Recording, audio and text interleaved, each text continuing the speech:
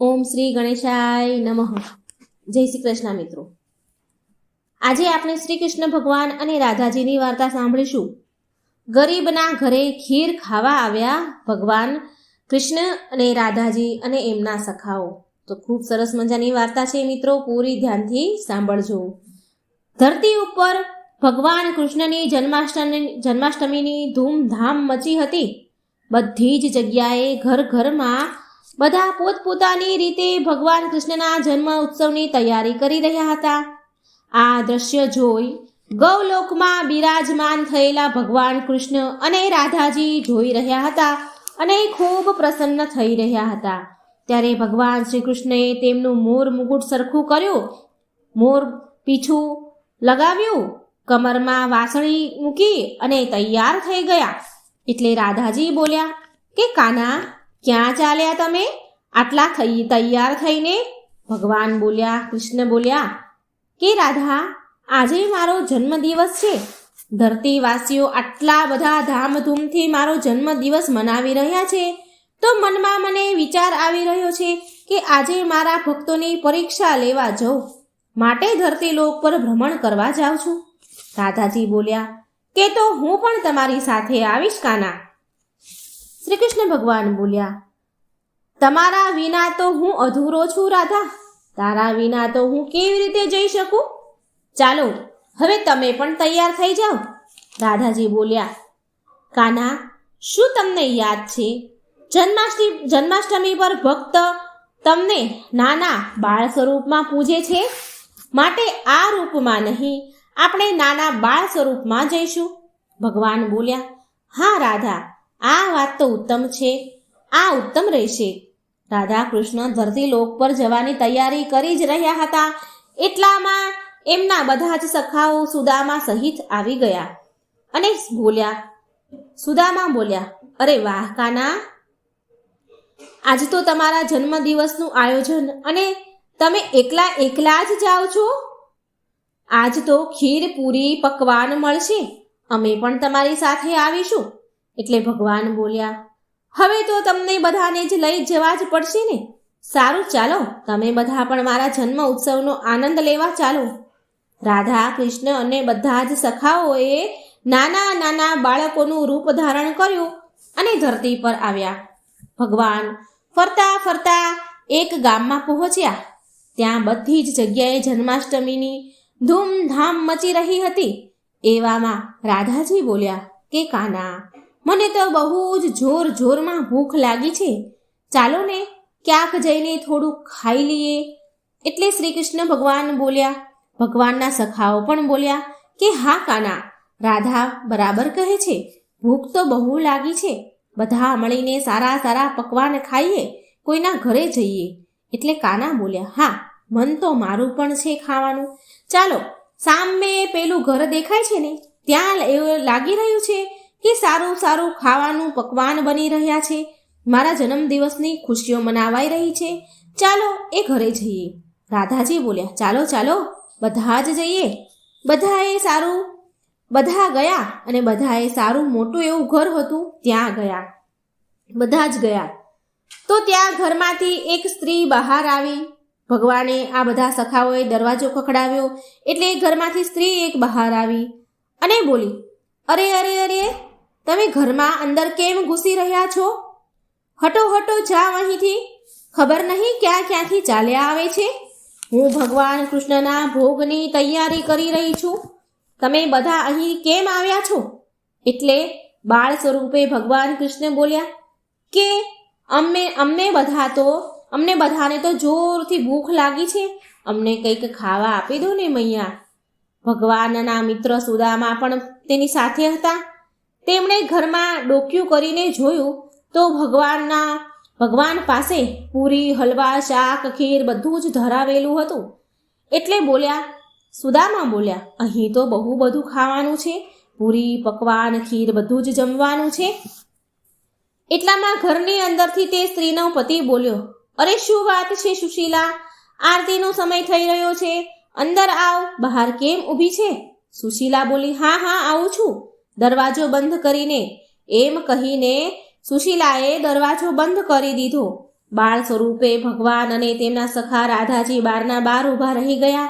એટલે સુદામા બોલ્યા, કાના, આણે તો દરવાજો બંધ કરી દીધો, હવે આપણે શું કરીશું? અમને તો બહુ ભૂખ લાગી છે. અને આ કેવી વાત છે કાના? તમારો જ જન્મદિવસ મનાવી રહ્યા છે અને તમને જ કંઈ ખાવા નથી આપી રહ્યા. બાળ સ્વરૂપે ભગવાન કૃષ્ણ બોલ્યા, અરે સુદામા, આ લોકોને થોડી ખબર છે કે હું વાસ્તવમાં શ્રી કૃષ્ણ છું. એ તો મને એક સાધારણ બાળક સમજી રહ્યા છે. કંઈ વાંધો નહીં સુદામા, કોઈ તો હશે ને જે આપણને આ રૂપમાં ભોજન આપશે. ચાલો આપણે બીજા ઘરે જઈએ. રાધા, કૃષ્ણ અને બીજા બધા જ સખાઓ સુદામા સહિત બીજી જગ્યાએ પણ ગયા. પણ ત્યાં પણ શું? ત્યાં પણ આરતી પૂજા થઈ રહી હતી. ભગવાનને થાળ ધરાવાઈ રહ્યા હતા. એટલે આ બાળકોને કોઈ જમવા ન દીધું. એ બધા એક ઘરેથી બીજા ઘરે, બીજા ઘરેથી ત્રીજા ઘરે, બધે ચાલતા ચાલતા ગયા, થાકી ગયા, પણ ક્યાંય જમવા મળ્યું નહીં. બધા જ ભૂખના મારે કંટાળી રહ્યા હતા, તડપી રહ્યા હતા. એટલે ભગવાન કૃષ્ણ બોલ્યા કે માનવ શરીર ધારણ કર્યું છે તો આટલી ભૂખ તો સહન કરવી જ પડશે. બસ હવે એક છેલ્લા ઘરનો દરવાજો ખખડાવી જોઈએ. જો અહીંથી કંઈ ખાવાનું મળે તો ઠીક છે, નહીં તો આપણે પાછા ગૌલોકમાં ચાલ્યા જઈશું. રાધાજી બોલ્યા, ઠીક છે ખાના, આ છેલ્લો દરવાજો ખખડાવી જો. જે ઘરમાં જવાના હતા, જ્યાં ભગવાન દરવાજો ખખડાવવાના હતા, એ ઘરમાં સાસુ, વહુનો પતિ, એમને બે છોકરી છોકરો પણ હતા. તો એ ઘરમાં સાસુ વહુ વાત કરી રહ્યા હતા.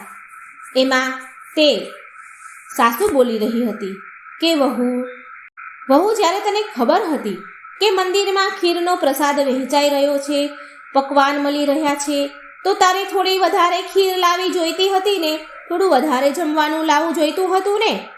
વહુ બોલી, માજી, મંદિરમાં તો બહુ ભીડ હતી, બહુ મુશ્કેલીથી મારો નંબર આવ્યો અને હું આ થોડો એવો પ્રસાદ લઈને આવી છું. એટલે વહુનો ઘરવાળો બોલ્યો, અરે માં, હવે થોડો તો થોડો, ખીરનો પ્રસાદ છે, ખાઈ લેને. એમ પણ આપણે ખીર ખાધી એના કેટલોય સમય વીતી ગયો છે. મજૂરી કરતા કરતા હાથમાં તો છાલા પણ પડી ગયા છે. માં, આપણા તો એવા ક્યાં નસીબ છે કે આપણે ખીર ખાઈ શકીએ? જે મળ્યું છે એ ખાઈ લેને. એટલે એની માં બોલી, હા હા બેટા, લે, તું થોડી વધારે ખીર લઈ લે. વહુ બોલી, હવે થોડો પ્રસાદ છે એ હું પણ ખાઈ લઉં. વહુએ એના સાસુને, એના પતિને, એના બે બાળકોને પીરસ્યો અને જે થોડું વધ્યું એ ખાવા જઈ રહી હતી.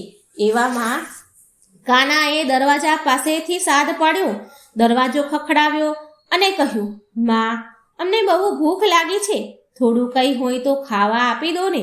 એવામાં પેલી સાસુ બોલી, લો, એક તો પહેલેથી જ અહીંયા થોડી એવી ખીર હતી, એમાંય છોકરાઓ માંગવાવાળા આવી ગયા છે અને કહે છે કે કંઈ નથી અહીં ખાવાનું, ચાલો જાવ અહીંથી.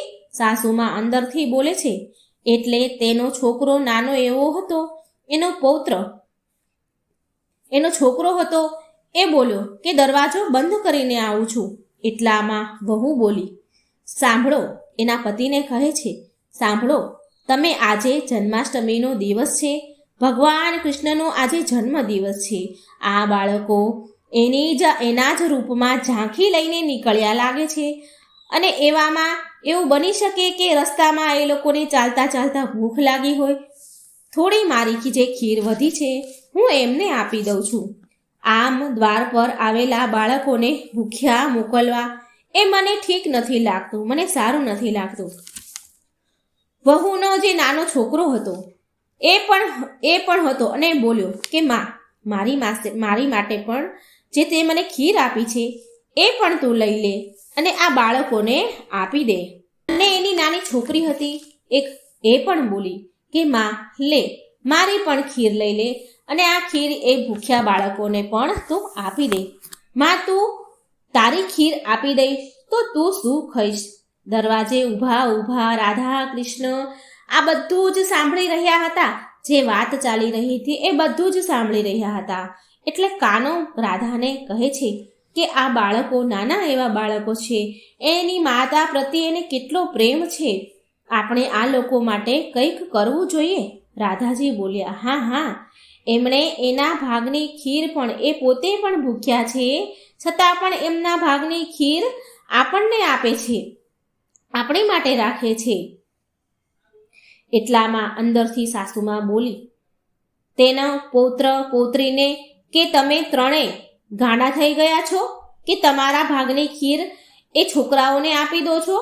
એ ડોશીમાં એના છોકરાઓને, એના પૌત્રોને પૌત્રીને વઢે છે. કેટલાય સમયે અને મુશ્કેલીથી થોડો એવો ખીરનો પ્રસાદ મળ્યો છે. તમારે ખીર આપવી હોય તો આપો, હું મારી ખીર નહીં આપું, એક ચમચી પણ નહીં આપું. એ વહુની સાસુમાં આવું બોલે છે. વહુએ બધા બાળકોને ઘરમાં બોલાવ્યા અને જમવા બેસાડ્યા. વહુએ બધાને ખીર આપી અને કહ્યું, આ લો બાળકો, વધારે નહીં પણ થોડી એવી ખીર છે, એ તમે બધા થોડી થોડી કરીને ખાઈ લો. એટલે કાનો બોલ્યો, આટલી એવી જ ખીર છે? આટલી ખીરથી તો અમારું કીડી જેટલું પેટ પણ નહીં ભરાય. એક કામ કરો, થોડી વધારે ખીર આપો ને મને. એટલે વહુની નાની છોકરી હતી તેની દાદીમાને કહે છે, દાદી, તમારામાંથી થોડી ખીર આપી દો ને, આજે એમ પણ ભગવાન કૃષ્ણનો જન્મદિવસ છે, અમે પણ નથી ખાધી, અમારા ભાગની પણ અમે એમને આપી દીધી છે, તો તમે પણ થોડી આપી દો ને. પેલી સાસુમાં તો, પેલે દાદીમાં તો મોઢું બગાડતા બોલ્યા કે હવે શું કરું? તમે બધા આટલું બધી જોર જબરદસ્તી કરો છો, તો લ્યો મારામાંથી થોડી ખીર લઈ લો.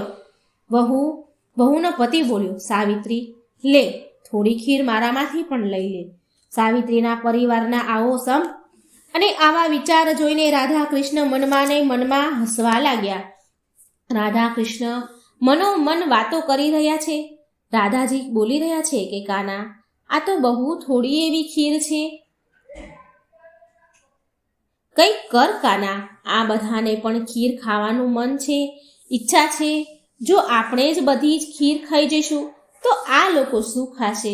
ભગવાન મનમાં ને મનમાં બોલ્યા કે રાધા, ચિંતા ન કરો, આ ઘરનું કોઈ પણ સદસ્ય ભૂખ્યું નહીં રહે. આપણે અહીં ખીર ખાધી છે અને મારા જન્મદિવસ પર આ બધા ખીર ન ખાય એવું તો હું થવા નહીં દઉં. સાસુમાં બેઠા બેઠા બહુ બળ કરી રહ્યા હતા. કેટલા મનથી હું ખીર ખાઈ રહી હતી, એમાં પણ આ બાળકો વચ્ચે આવી ગયા અને આ ખીર બધી એમને આપી દીધી. શું કરી શકું છું હું? એવામાં કાનો બોલ્યો, અરે દાદીમાં, તમે ખીર ખાશો? એટલે પેલા ડોશીમાં બોલ્યા, સાવિત્રી, જો મજાક ઉડાવી રહ્યા છે, બાળકોને હજી ખીર જોઈએ છીએ, જો આપણી મજાક કરી રહ્યા છે. ડોશી બોલ્યા કે બધી જ ખીર તમને આપી દીધી તો અમે શું ખાવાના, ખાલી વાસણ? કાનો બોલ્યો કે દાદી, આજે કાનાનો જન્મદિવસ છે, જ્યારે તમે કાનાને તમારા ભાગની ખીર આપી શકો છો તો કાનો કેમ ન આપી શકે? તમે ઊભા રહો, હું તમને બહુ બધી ખીર આપું છું, પછી તમે પણ ખાઓ અને પાડોશીઓને પણ ખવડાવજો. માજી જાઓ, ઘરમાં જેટલા પણ વાસણ હોય ને એ બધા જ લઈ આવો. માજી તો બહુ ગુસ્સે થયા, લાલ પીળા થયા અને વહુને કહેવા લાગ્યા. વહુને બહુ બોલે છે, સાવિત્રી, જો બાળકો કેટલો મજાક ઉડાવી રહ્યા છે, મને તો પહેલેથી જ આ બાળકો ઉપર ગુસ્સો આવી રહ્યો છે. પણ સાવિત્રી શાંત સ્વભાવની અને દયાળુ હતી. તે ઘરમાંથી થોડા વાસણ લઈ આવી અને મૂક્યા અને બોલી કે શું બાળકો, તમે આજે કેવી રમત રમી રહ્યા છો, કેવી મજાક કરી રહ્યા છો? કાનો બોલ્યો, આવો આવો બાળકો, તમે પણ જુઓ. સાવિત્રી એક પછી એક વાસણ મૂકતી ગઈ અને કાનો એમાં ખીર ભરતો ગયો. જોતામાં તો જે ઘરમાં વાસણ હતા એ બધા જ વાસણમાં ખીર ભરાઈ ગઈ. આ ચમત્કાર જોઈને બધા જ લોકો ચોંકી ગયા ઘરના. એમાં પેલા માજી બોલ્યા કે વહુ, આ તો ચમત્કાર થઈ ગયો, આપણા ભાગ્ય ખુલી ગયા, આપણા ઘરે તો સાક્ષાત કાનો પધાર્યો છે. વહુ બોલી, હા હા, માખણ ચોર નંદલાલ આપણા ઘરે આવ્યા છે. અને હાથ જોડીને સાવિત્રી બોલી કે કાના, તમારું અસલ રૂપ બતાવો, અમને અસલ રૂપમાં આવો. હે રાધાજી, તમારું રૂપ બતાવો, અમને દર્શન આપો, અસલ રૂપમાં અમને દર્શન આપો. બધાની પ્રાર્થના સાંભળી રાધા, કૃષ્ણ અને એમના સખા સુદામા બધા જ એમના મૂળ સ્વરૂપમાં આવ્યા અને દર્શન આપ્યા. આવું દ્રશ્ય જોઈને, સાક્ષાત ભગવાનને જોઈને સાવિત્રી, સાસુમાં, એમના પતિ, એના બાળકોના બધાની જ આંખમાંથી તો આંસુની ધારા વહેવા લાગી. ખૂબ રડ્યા, ભગવાનમાં ભાવ વિભોર થઈ ગયા. ભગવાન કૃષ્ણ બોલ્યા કે માં, એ વાત સત્ય છે કે જે પણ લોકો ભૂખ્યાને ભોજન કરાવે છે, તરસ્યાને પાણી પીવડાવે છે, તે પોતે ભૂખ્યા રહીને બીજાને ખવડાવે છે, જરૂરતમંદ લોકોને તેના ભાગનો કોળિયો આપી દે છે. હું તેની સહાયતા જરૂર જ કરું છું. અમે તો ધરતી પર ભક્તોની પરીક્ષા લેવા આવ્યા હતા અને અહીં આટલા પ્રેમથી ખીર ખાઈને બહુ મન પ્રસન્ન થઈ ગયું છે મારું. રાધાજી બોલ્યા કે કાન્હા, આજે જન્માષ્ટમીનો પાવન અવસર છે અને આ બધાએ આપણી બહુ સેવા કરી છે, તો આપણે તેની સેવાનું ફળ તો જરૂર જ આપવું જોઈએ, પ્રદાન કરવું જ જોઈએ. ભગવાન બોલ્યા, હા હા રાધા, જરૂર, એમની સેવાનું ફળ તો હું એમને જરૂર આપીશ. અને ભગવાને તેમનું ઘર મહેલમાં, તેની ઝૂંપડી મહેલમાં ફેરવી દીધી. ઘરમાં અન્ન ધનના ભંડાર ભરી દીધા અને સાવિત્રીના પરિવારમાં બધા જ સુખ વૈભવ આવી ગયા. ગરીબી દૂર થઈ ગઈ, દરિદ્રતા દૂર થઈ ગઈ. હવે બધા પરિવારના લોકોને ખુશ જોઈને ભગવાન અને રાધાજી અને એમના સખા પણ ગોલોક ચાલ્યા ગયા. તો મિત્રો, આ હતી સરસ મજાની જન્માષ્ટમીના પર્વની, ભગવાન કૃષ્ણના પર્વની વાર્તા. જો મિત્રો સારી લાગે મારી વાર્તા તો લાઈક કરજો, શેર કરજો અને મારી ચેનલને સબસ્ક્રાઈબ કરજો અને શ્રદ્ધાથી કમેન્ટ બોક્સમાં ભગવાનનું નામ પણ જરૂર લખજો. જય શ્રી કૃષ્ણ. રાધે રાધે. Thank you.